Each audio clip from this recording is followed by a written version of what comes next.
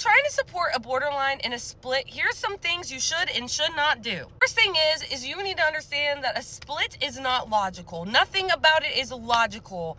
Splitting is when you think in all good or all bad, and it is a defense coping mechanism which puts your brain in fight or flight. So if you were trying to talk to a borderline who is actively in a split and you're trying to tell them why they shouldn't be splitting, why they shouldn't feel the way that they do, that is not going to help, because nothing about it is logical. What you should do is validate how they feel and guide them out of it. All you can do during a split is support a borderline. You cannot tell them that they are wrong.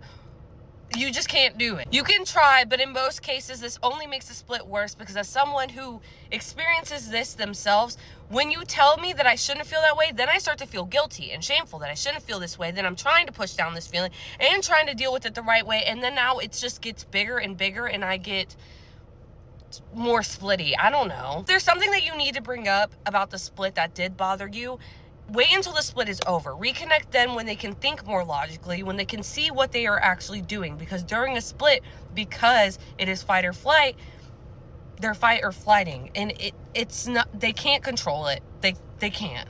Over time, they can see their symptoms and their triggers and learn from it, and then learn to like maybe not, and to replace the behavior, and to realize if things are actually triggers or not. But you can't actively tell someone when they are splitting that, hey, don't do that, because they're not going to be able to understand. So after is when you should reconnect and talk about those things. You should validate what they are feeling, because their feelings are very real, but that doesn't mean that what triggered it was an actual threat.